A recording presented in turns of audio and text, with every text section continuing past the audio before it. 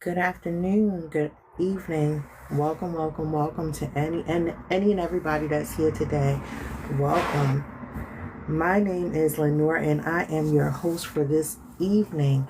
And I am excited about what's going on today. It was a beautiful day in New Jersey and it was awesome. I just wanted to get up a little while. It's been a little while since I've been here, and I apologize, ladies and gentlemen, because I am having difficulties establishing where this should go because of the sun is going down and the moonlight is not right. Hey, Nisi Poo, how are you? And it's not going the way that it should be. So I hope that you, ladies and gentlemen, do hear and see me as far as I can. So, like I said, it's been a little while since I've been here, so I just wanted to come on and just and get the realm of what's going on. I've been on a couple of lives in the past couple of days, and I just have to say, ladies and gentlemen, that it is awesome out there in them TikTok streets because you all are out there asking the questions. You all are out there um, getting the support that's necessary for you if you need it. So the great thing about me is that I like to go and I like to be a part of different people's lives and get a chance to just speak on different things. Like, just talk for me, it developed after in COVID, and it was based upon healing through a relationship and going through those channels. But now it seemed like navigating through the emotional healing, the love, the concern, the understanding that you all that I had to go through to get to the space that I am at this particular moment.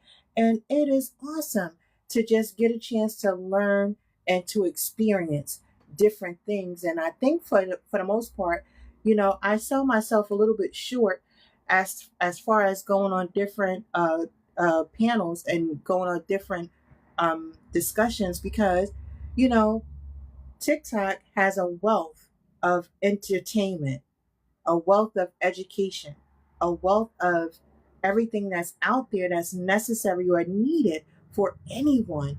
And it took me by surprise to have a intelligent conversation on a business aspect with a panel yesterday that I stumbled across. Every Thursday night at 8 p.m., my good friend, Miss Jones, All Things Relationships. Please, ladies and gentlemen, if you haven't already, joined or been a part of that panel or that discussion on Thursdays at 8 o'clock, please go ahead and join Miss Jones. She's an awesome person, and she speaks about on her panel about how to get women prepared or in preparation for marriage between the ages of, I believe, 18 to 33. So understand, ladies and gentlemen, that there is a need for that kind of information. And what she does, and that's Miss Jones, All Things Relationships, Thursday nights at 8 p.m. Please, ladies and gentlemen, go support my good friend. She's awesome. And so out of that panel, I was able to meet someone and jumped on his panel discussion yesterday evening. And it was it started off as a business meeting, and then it started into community, and then what we can do on our platforms to encourage, and motivate and empower people. And then it just turned into something that was a great situation. And we talked about everything. And what I like about that, ladies and gentlemen, is that what initially I went for one thing, but it ended up being another thing. And then I ended up going again and being intrigued by this person who was speaking about the community that he lives and speaking about empowering the youth and speaking about how the parents need to engage with children. And it just stemmed from there, and I like that I allowed myself to be a part of that conversation because I never get a chance to do that because I'm always looking for self-help, self-love, healing, that kind of stuff.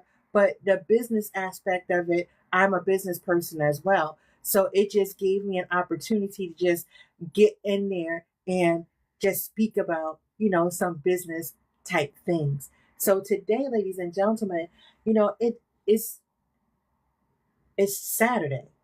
Um, this is basically what I do. Absolutely nothing on Saturday. So I just thought I would come up for a little while and just talk, you know, just talk about life, how life has been treating you guys. If everything is okay. Are you all doing okay? It's just a check in. Are you okay out there, ladies and gentlemen? Are you doing the best thing that you can possibly do for yourself to heal, to love, to live, and to laugh? Just understand, ladies and gentlemen, that when you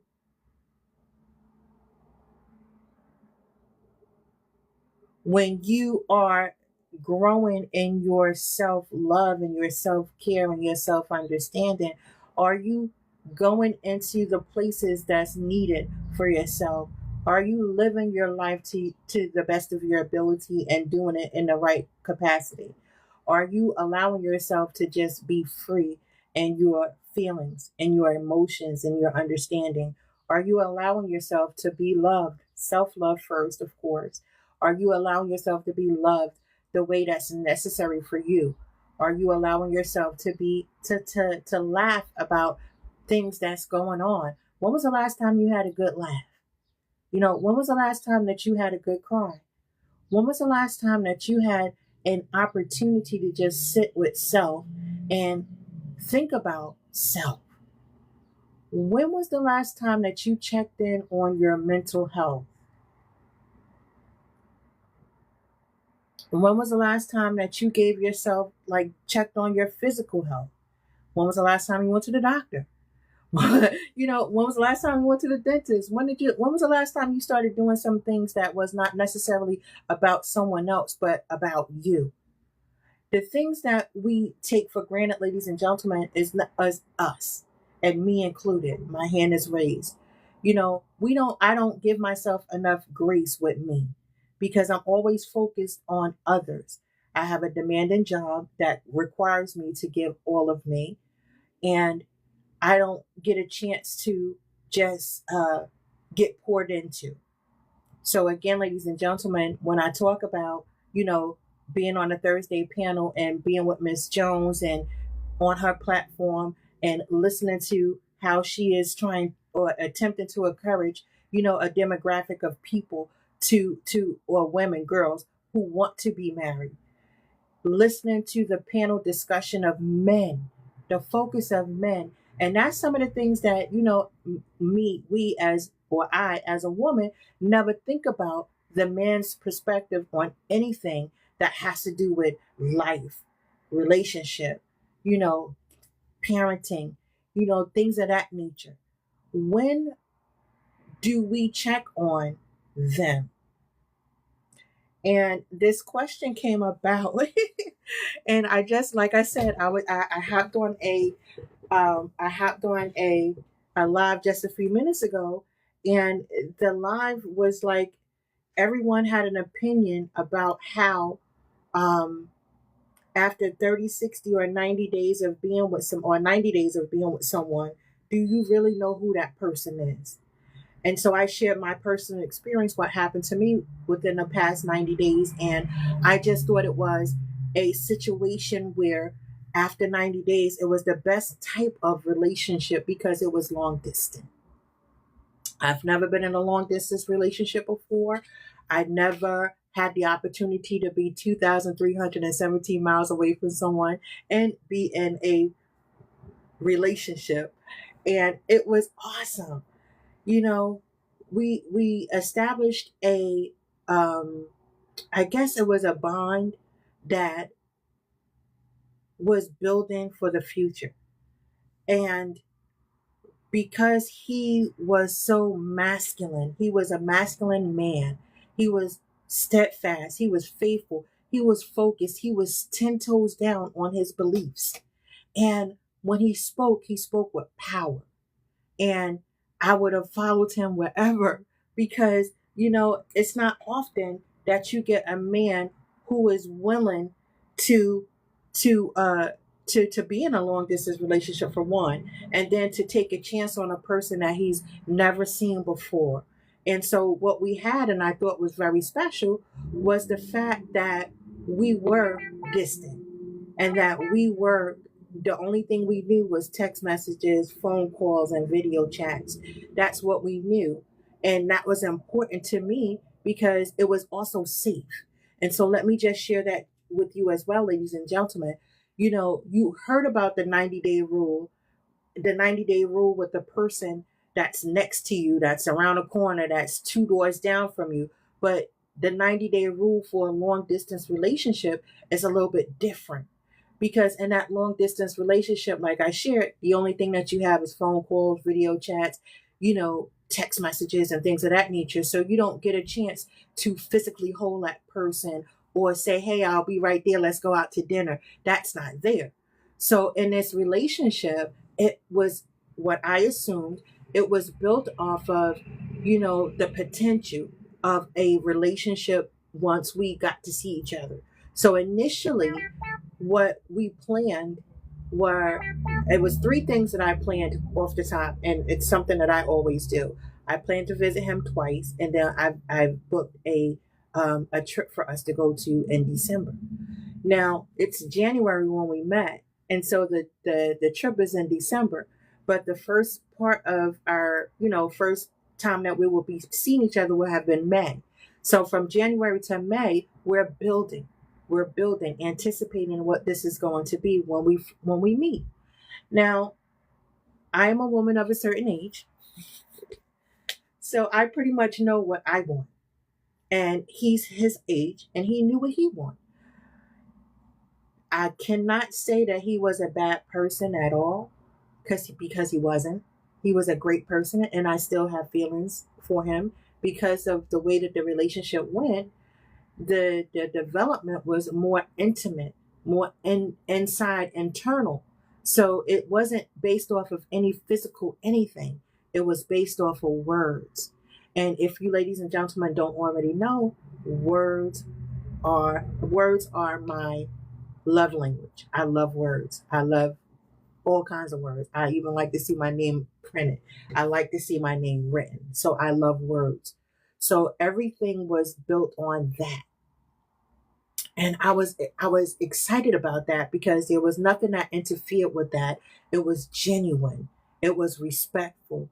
It was caring. It was concern. It was all those great things that you would want in a relationship, and I had it. I was so I thought. So on the 90th day, when we were, well, I was, because I sent out the it's our anniversary, the day before our anniversary, on the 89th day. It's the day before our anniversary. I'm so excited. This. There was no response. The 90th day came, and happy anniversary, yay! There was no response. So 1 week, 2 week, 3 weeks went by, and there was no response. So initially, what I thought had happened was something traumatic happened in his life. Something happened with him, something happened to his children, something happened in his family. Because there was no communication, I didn't know. So I didn't want to get angry and, be upset, because it wasn't about being upset, because I just didn't know. So I'm still praying for him. I'm still texting him. I'm still calling him, hoping that everything is okay. And then lovingly, I got ghosted, ladies and gentlemen, just so you know. So lovingly enough, one day, I believe a week ago, he sent a text that said that I wasn't on the same pattern of him. I wasn't on the same wavelength. And that made me feel some kind of a way, because I didn't know what that meant. What was the wave pattern? Because 89 days into our what was supposed to be our relationship, there was no problems. We were communicating, and that was the one thing that we had, was communication. And he told me that was important to him. And then building for the future, he says, I did not support him in his future. That's not true. But that's his opinion. And again, I have no malice. I have no hard feelings about the situation because it's his feelings. Now, I don't know about you, ladies and gentlemen, but I have to say that I can't turn off my feelings like that because what I thought was real was actually real in my mind. I assumed that, yeah, yes, Nisi Poo, it is his loss. I'd assumed that we were moving towards a future together. And if the only thing that I saw was wrong with our relationship was distance. And again, 2,317 miles away. That's what I thought. But no person that well, I can't speak for him. I can only speak from what I'm assuming. No person should be ghosted because that feeling of uncertainty is devastating. Because, like I shared, for the time that we were in our alleged relationship for 80, 90 days, you know, and then for him to just go ghost, my assumption was that he was hurt, that he, something happened. So that's what it was. But no person should have to ever experience being ghosted for no reason. I know that in 2026 that closure is not important, but closure is important to me. Good, bad, or indifferent. And because my feelings don't turn off just that easily, I still held on to the idea. I just texted him last night a song, I Miss You by Climax, because I do. He was a big part of my life for a very long time, and I was used to him. I was used to his words. I was used to his presence in my life, and I loved that. And if we would have gone further, it would have been a beautiful situation that I see because I know that I would have been that help me. And I know that he would have given me what I didn't have. And that's my mate, my man. So I could see that part. And because he was so powerful with the content of him, and what happens, ladies and gentlemen, is that people, and I'm not speaking about him, I'm just speaking in general, people forget the content of someone's heart.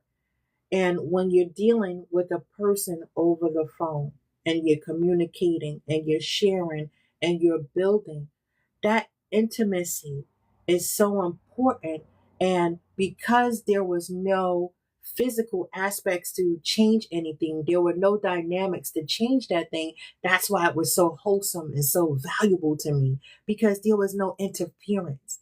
So, in relationships, for anyone, that intimate bond that you have with someone, not a physical, not a schmexual, but an intimate bond where you connect with him or her and it's heart to heart, word to word. Say what it is on your heart, and I'm going to say what it is on my heart, and we're going to come together and we're going to join that part of it.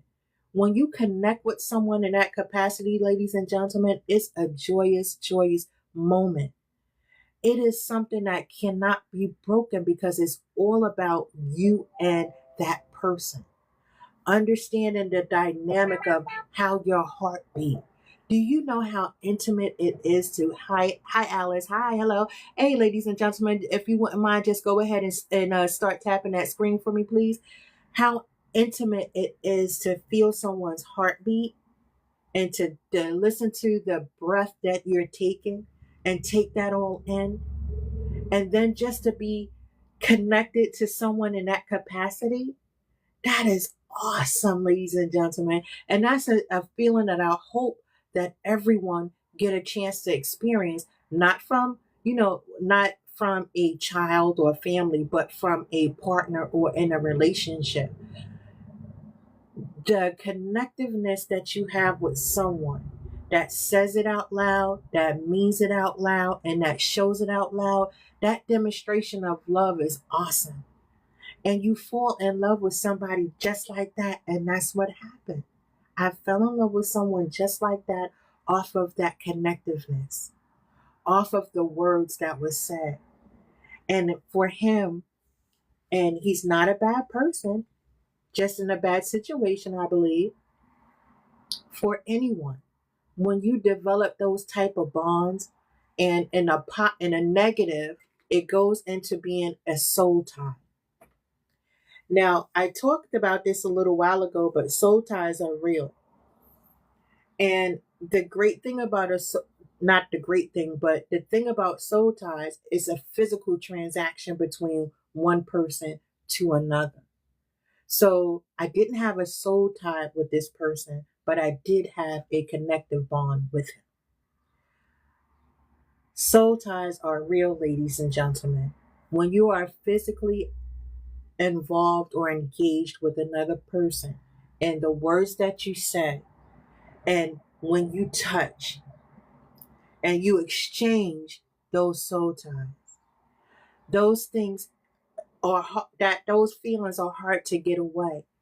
Because what happens, ladies and gentlemen, when you exchange that physical aspect of you with another person, now he, his personal space is in your personal space. And when those two personal spaces come together, it now has bonding. Now, if it goes on to a physical type of relationship that goes on and on and on and on, it becomes an attachment. And so when you're attached to someone and you care about them and it's not reciprocated, it turns into something very negative. And that's why soul ties are real and your soul ties are hard to get uh, out of, because it's the physical aspect of him or her and your physical aspect of you, and it's just hard to get rid of. So soul ties and connectiveness. So be mindful, ladies and gentlemen, as I share, that you don't get involved in situations that's going to have you bonded to a person that's not ready to reciprocate what that is. Now, reciprocation, ladies and gentlemen, is an exchange of, if I give you love, you give me love in return. If you give me love, I give you love in return. If you give me money, I give you money in return. If I give, and vice versa. So that's reciprocation. You have to be able to pour into someone in some capacity that's going to be beneficial for the both, for the all, for the sake of the relationship, for the sake of the bond that you have, the connectiveness that you're building with someone else. It's important. When you decide, ladies and gentlemen, to get into relation with someone, and I feel, and I honestly feel, again, I am in my 50s, so I feel a different way than a person that's 18 or in their 20s feel about love. I feel that you know when you know after day one. So for me, the development of a relationship is kind of expedited a little bit because that's just who I am. And even if I got hurt 1,000,005 times, like, I would be a great candidate to go on Married at First Sight. Me, I would love to do that. Because it is just the way that the relationship is. Those are two strangers that don't know anything about each other, that someone else designed and picked out and looked at my history and looked at someone else's history and said these two are going to make a good couple. And so you get married. That's me. And then the great thing about that story is, what Married at First Sight is that they get to do it backwards. They get married first, and then they get a chance to learn each other as the time goes on. And then they have very successful relationships. And it's important because then you develop who it is, because you go right into marriage, you go right into honeymoon, you go right into living with each other, you go right into that life. And I love it. I would love to work backwards in a relationship in that capacity and go to get married first and then learn who he is afterwards, except for if it becomes a different situation where we don't condone any misuse or violence or anything. Like, we don't condone that. You know, I'm not saying that aspect of it, but the development of the love relationship is what I'm saying, from the inside out, you know, starting backwards and getting married. Because ultimately, that's what it is for me. I want to be a wife. I'm a wife already. I'm just waiting for my husband. Understand, ladies and gentlemen, that this piece and married at first sight is like, again, two strangers coming together to get involved in a relationship, a marriage. And it's just, how are you, sir? And you're just getting there and you're getting to know each other, and it's awesome. And then as the time goes, you get a chance to know what his or her um, likes and dislikes are.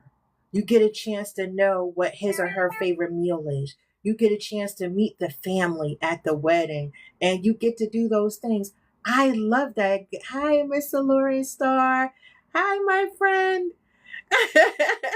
And so I love that aspect of it, and it's so important that people get a chance to do it that way. And so that's how I would want it.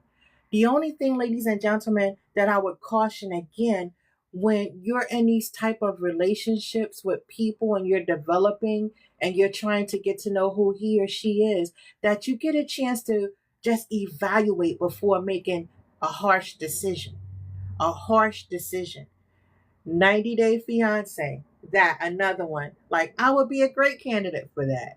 You know, I want to do all of those things just impulsively, and then work myself backwards into the relationship to get to know who that person is. But understand, ladies and gentlemen, that's just who I am. But my saying is always, love you first, and then you will be able to love someone else. Love who you are in the space that you are before you decide to give yourself to someone else. Because when you give yourself to someone else, again, going back to going back to those hey girl, going back to those soul ties and those special bonds that you have with people, you know, that it relationship is relationship. It's awesome if you do it with the right person. But just don't get manipulated into a situation where you can't get yourself out of. And don't get manipulated into a situation where your heart is broken. Because nobody wants a broken heart. And dealing with a broken heart is far worse than any other thing that you can possibly go through, because it's just hurtful. Because the word love, I can tell you I love you from day one. And it'll be up to you to decide that you don't want to be loved by me. And I can only speak for myself. I can't speak for you. But what I'm trying to say, ladies and gentlemen, is just understand what this process is about: loving self first, being okay with you, sitting at the table by yourself, sitting at the table and understanding that I know my wants, I know my needs, I know my desires, I know my weaknesses. I have a weakness, ladies and gentlemen. I like to eat chocolate, and that's my weakness. I eat chocolate every night before I go to bed. I have a chocolate bar every night before I go to bed. And you're right, Mr. Lauren. It is actions speak louder than words, and you have to put the effort and the effort towards what it is that you want out of any relationship that you have, out of a personal relationship with your significant other or a partner, a business partner, ladies and gentlemen. And that's what we talked about. You know how intimate it is to be in a relationship with a partner of any sort. I can't express this enough about how developing your interpersonal skills for you and knowing what your likes and your dislikes are and being able to share that with someone else. You know, a lot of times people get into situations where they don't know who that person is. And once they get a chance to live with them for 5, 7, 8 days, again, in my personal experience, January, I met the person. We were in a long distance relationship, and I set up 3 trips. We were going to go on a cruise for 8 days. 8 days to be in the same space, 24 hours. You can't move, you can't do anything. It's just us. It's either going to make our relationship or it's going to break the relationship. And I suggest that to all. Whenever you're in the relationship, in the beginning stages, the late stages, or whatever stage it is in a relationship with anyone, go on a trip for a weekend to see how you all get a chance to vibe with one another. Get a chance to see what he or she looks like in the morning. Because once I take this wig off and wipe this makeup off, I'm a different person. So, are you going to be able to deal with that? When I take this bra down and these babies come all the way down to my stomach, are you going to be okay with that? So, so you have to be okay with that. And when you get into bed with me, sir, if you snore, I gotta be okay with that too. So when you do things like going a weekend vacation or a trip with someone just to get to know who they are, get to know what their eating habits are, what their sleeping habits are, what their TV habits are. You know, this is, I believe, basketball, baseball season. If they like sports, you know, this is not football season. I know football starts in, I think, November or something like that. Whatever. So you're right. When the spanks come off, it's a different story, right? When you have to throw my breast over your shoulder, yeah, that kind of stuff, just to see my stomach. I digress. But yes, that's what it is, ladies and gentlemen. And then understanding, like, I have a severe nut allergy. So, does this person like nuts? That might be a deal breaker in a relationship. Understanding that when you spend time with a person, the first 90 days of a relationship and it's important, yes. But spending 24 to 48 hours with someone in close proximity, just there. Let's go to Wyoming and sit and do a weekend retreat and see how we vibe together. See if we can stand each other for that time. I'll never forget, in my ex fiance and I went on a 7-day cruise. In the first year of our relationship, we didn't live together, but we we did do those type of things, and we ultimately got married. But then we got divorced, and we got married again. But anyway, but that was one of the things we did in the beginning because we wanted to know if we could stand each other, and it was awesome. But I would encourage people to do that as well. Just take those trips and spend that time and get to know who they are, how they treat their mother or their father, if they still have. Do they have children? What's the relationship with their, children's mother, their ex-wives, their ex-spouses? It's important when you're developing relationship with someone to get the chance to see that person in the morning, at night, when they're angry, when they're sad, when they're happy, when they're joyful, at church, in the community.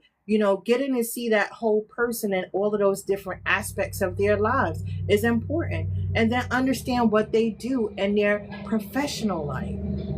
Professionally, getting to understand what they do. Now, everybody's professional life is different. Mine's is different than anybody else's. I can't, to talk about it, but it's different. When I come home from work, I expect my partner to be understanding that I just had a full day, 10 hours of changing lives and listening. When I come home, I want to lay on your chest and I want to just breathe. That's it. I want to hear your heartbeat because I've been pouring out to everybody all day, and now I want to pour into your heartbeat. That's what I want. So understand, if your partner's job is demanding, are you willing to compromise 30, 60, or 90 minutes to just let him or her have a break when they come home and not just go into, how was your day? This, what, we got to do this, no, just let me breathe. And I share with you guys this all the time. When I come home from work, it's just myself and my children, my boys, they're adults. And for the first 30 minutes, if I don't have class or church, I'm in my bedroom and I'm debriefing, because if I don't, I'm going to fall apart. Self care is important, ladies and gentlemen. I don't know if you guys can see, but this is my little area. In my area, I have writing everywhere. I write. I like to journal and I like to write. So I have to express myself in some capacity. And if I don't express myself in some capacity, it turn inward on me and I will go into a depressed state. I know that. That's me. If I don't have a healthy outlet, and this is a healthy outlet for me, although I have not done it in a very long time and I miss going live and I miss talking, um, but it's a healthy outlet to have so much inside held in, because you have to be good. Oh, yep, yep, that's it. I hold it on in, and I give it out so much until I forget the small things. I forget I'm a morning person. So every morning I get up when the birds start chirping out here in New Jersey. They start at 3:30 ish, 4. And I get up and I sit and I watch TikTok at 4 o'clock in the morning, and then I fall back to sleep, but I get back up. But that time is mine. This time that I have is mine. But I also take baths. I love baths. I also, I journal again, and I also create. Understanding, ladies and gentlemen, that you have to create a pattern for yourself so that you will be okay. So that you won't, go in the house and just take out your day on anybody else. And so when you're developing a relationship with someone, that's the part of you that you have to express as well. I need this time so I can get me together, so I can be better for you. And a lot of times what happens, ladies and gentlemen, that there's no separation. You go from work attitude to home and you're that same person you were at work. And then when you go to bed at night, you tossing and turning because you haven't let that part of you go. You have to separate every piece or area of you that you go through, because I am the same me all day, every day. But I know how to perform at work. And when I go from work, I'm me again. I know how to be mother. And when I go, I know how to be self. When I go to church, I know how to be my minister. I know how to be her. And then I come home, and it's a lot. But every place or every setting that I am, I adapt to that setting, because nothing is going to overlap where I have to be mean at home because I was mean at work, or have to be mean at church because I was mean at home. That's not how it goes. So there has to be some place in your day, in your time, that you breathe. You have to breathe. Take it in and breathe, let it out. Take it in and let it out. And having the support of people such as Miss Lauren Starr. Having those peers, those positive peers that's going to give you that encouragement, which I love. Thank you so much. And allowing you to just talk, and allowing you to be a part of the pouring of myself. Because just like how, like I have to keep saying, my friend Miss Lauren and my niecey Pooh that's on here too, you know, if they want me to do anything to be a part of their live or come on support, I'm going to support them too. That's how I ended up starting, this conversation. On Thursday nights, I join a panel, Miss Jones, All Things Relationships, at 8 o'clock on Thursdays. I've worked with her for a very long time, been on her panel for a very long time. And it was interesting that how the development of that, it is growing. And from her, I met someone else, and I was on his live yesterday. And then today I was on someone else's live. And then today I just decided to get on my own live. And so understand, ladies and gentlemen, that's how it works. We have to pour into each other in order for it to work. And not just in romantic relationships, but in life relationships. If I didn't have a good relationship with my friends here, they wouldn't be on the line. If I didn't have a good relationship with my pastors or my deacons or my ministers, they would not be supportive of me. It's reciprocation, ladies and gentlemen. We live in a reciprocal world. If I give out, you're supposed to give back. But if I'm the only one giving, then what is going to happen to me? I'm going to give everything that I have out, and then I'm going to burn out. And what good am I going to be for anyone if I burn out or if you burn out?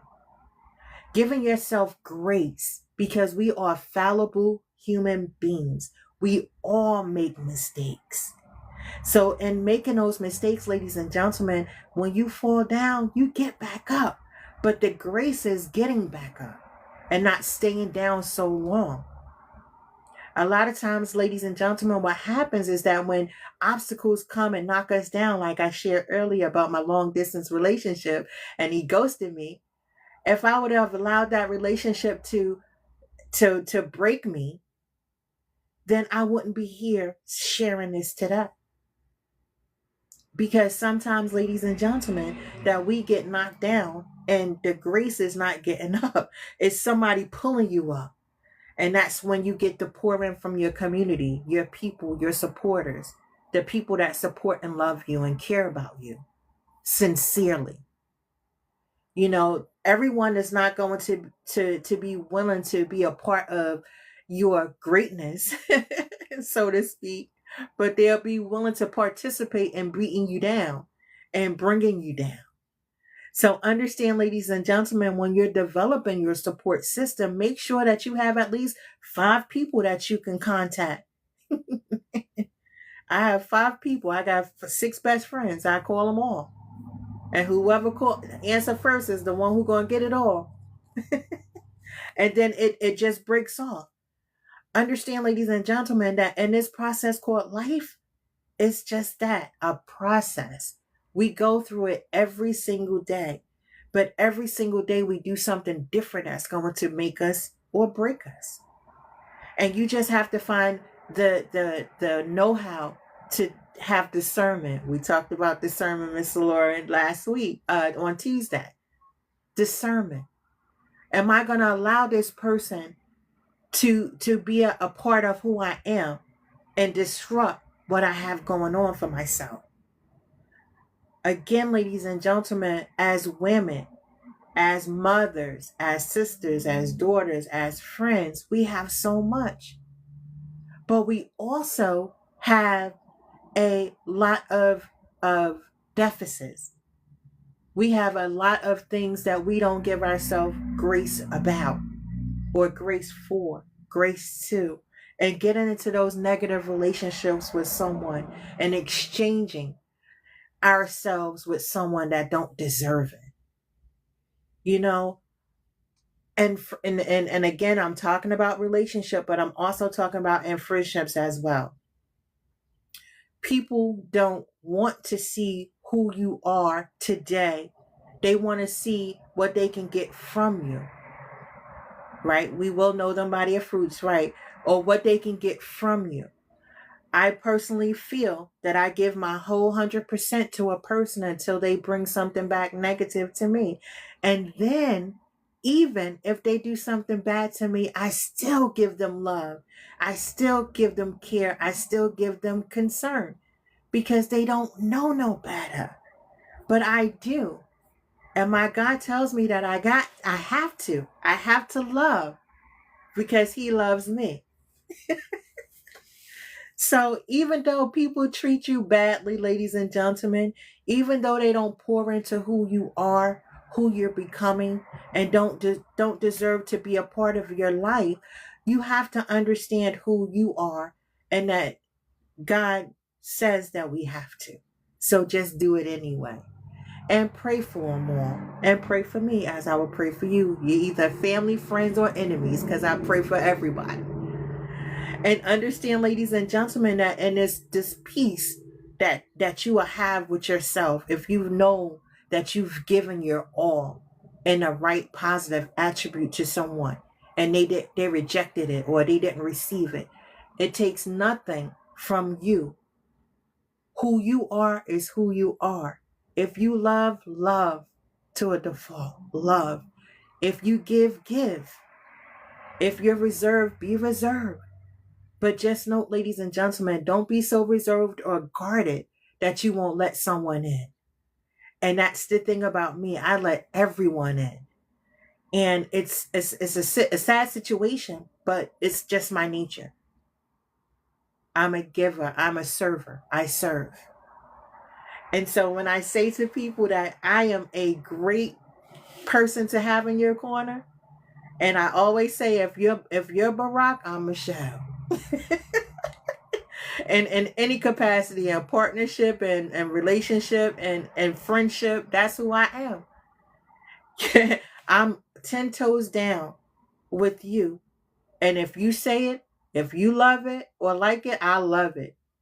And whatever it is that I can do to help you, I will. And I won't judge because I listen and I don't judge. because because if you judge people, there's no human being is able to judge anyone because we are all fallible. We are all one step from going back to the places that we were before. We are one step from being that naive little person who allowed people to walk all over them. And one situation might send you back there. We are all one step from that place. But now we know better. And now we can do better. And again, going back to pouring into yourself, you have to pour into you in order for you to safely pour into someone else. And for him or her to understand what that pouring looks like. And then going into reciprocate what that is. Giving out 155% to someone and they only give you back 5%. And you can't hold on to that for forever. You're doing 95% of the work in a relationship where they're only doing 5% of the work in a relationship. That's unequal. That's not a relationship. That's that's roommates. That's what that is. Understand, ladies and gentlemen, unless you're a child and you're a parent, you have to do 100% of what you have to do for your children. But in relationship, you don't. It's supposed to be a 50-50 equal part of it in a relationship. But if you find yourself stuck in situations where you're given 99.9% in a relationship and they're giving out 1%, you have to have those conversations. Communication is the key.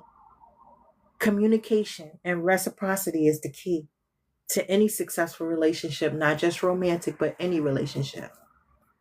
It has to be an exchange. And if there's no exchange, ladies and gentlemen, you're going to find yourself fighting a difficult battle. And that's the battle of heartbreak for some and disappointment. It's one thing for a person who know better to do better, but they just won't. And going back to, encouraging our men. Our men are going through so many different things that they are not exposed to, like sharing and being in tune with feelings, sharing and being a part of like themselves because they have to be the macho man. They're not able to be vulnerable or to cry or to demonstrate some unmasculine thing. And we have to give them encouragement as well. And I do all the time. Like I understand that the perception of what that man is supposed to be. And I won't take anything away from him. Even though I know I can get him with my words, but I won't do that. A man is a man is a man. Even if he does not show that he has the ability to do so. Because not all men, and if it don't apply, let it fly. And I say that all the time. I'm just speaking in general. Men don't have the capacity like we do. We internalize and we love maternally. Men love from the opposite of superficial, I want to say, and I'm just saying this quote unquote superficially. But once you get that male or that man that's willing to go in here and be vulnerable with you, ladies,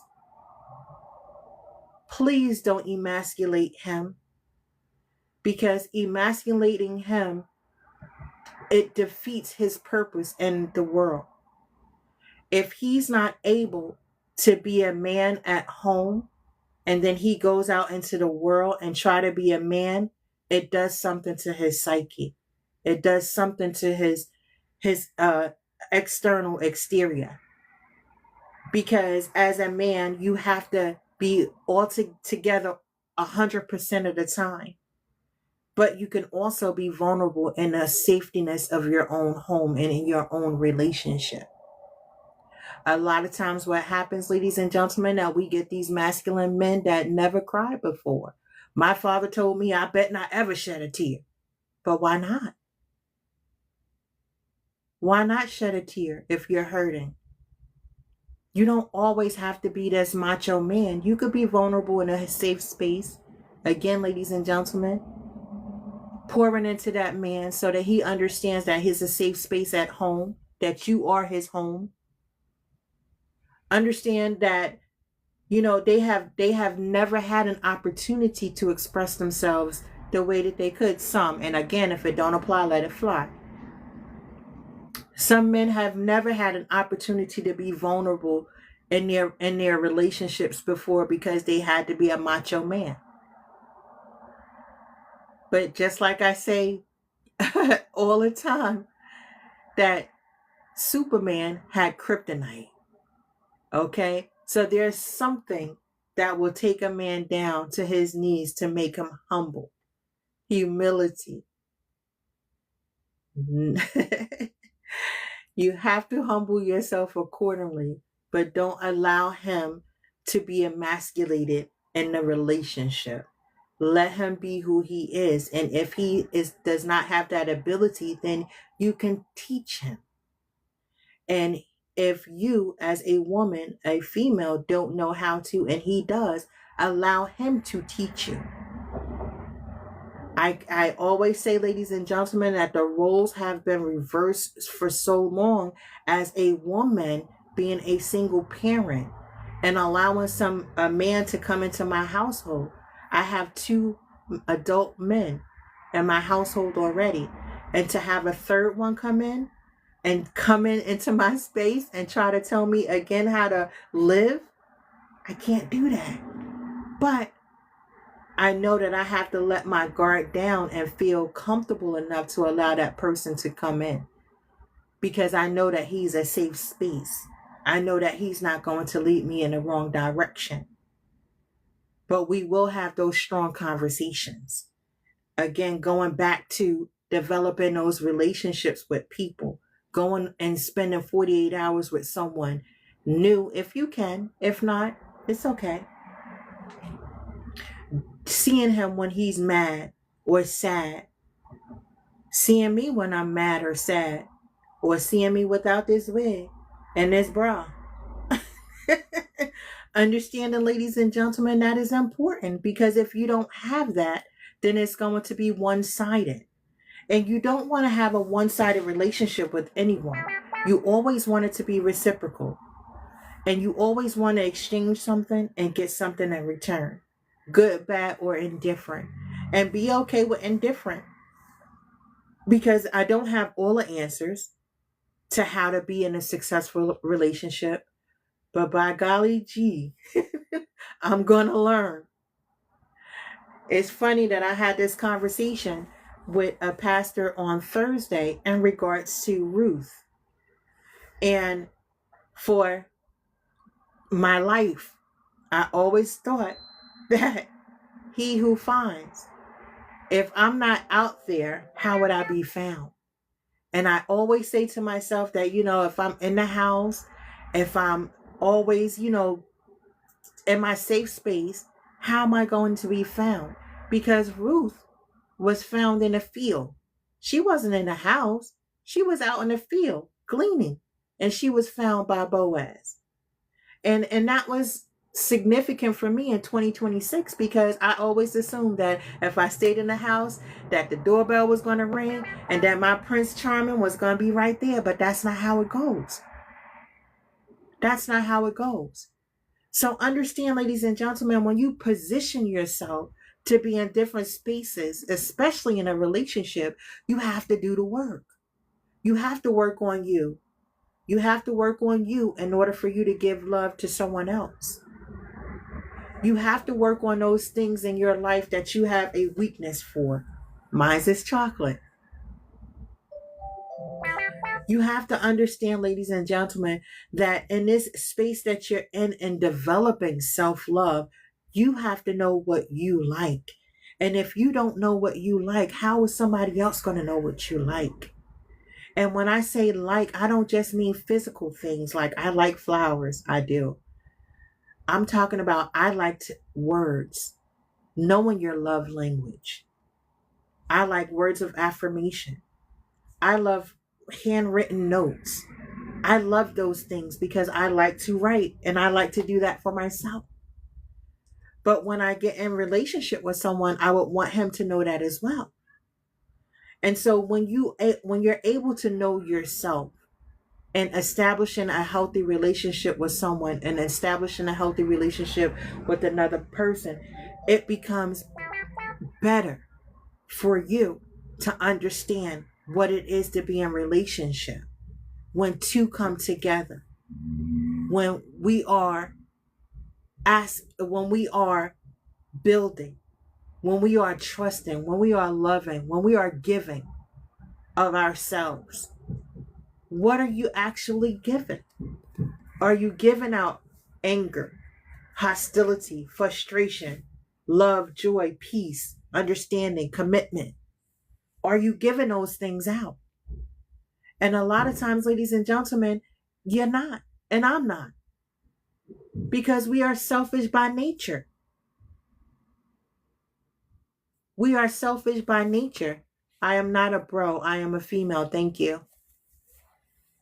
Understand, ladies and gentlemen, that when this process of love or self-love comes about, it's all about what you know about who you are. It's all about what you can do and bring to another that's going to make a successful relationship. It's all about how you give and pour and receive. It's all about you. And so you have to know who you are in order for this to happen and be successful. So my challenge to you, ladies and gentlemen, is to find out who you are. Find out what your strengths are, what your needs are, what your weaknesses are, what your strengths are, what motivates you in life, what motivates you in the morning to get out of the bed, besides having to go and pay bills. There's something else that's there. What is a need outside of the shelter, food, love, belonging? Needing, what are your needs? And what are your abilities? What can you do outside of what you do for a living? What can you do? And then understand what your preferences are, ladies and gentlemen.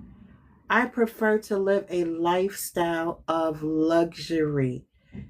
I desire to live a lifestyle that's quiet, that's peaceful, that's filled with love and food. Okay? My motivation is not money.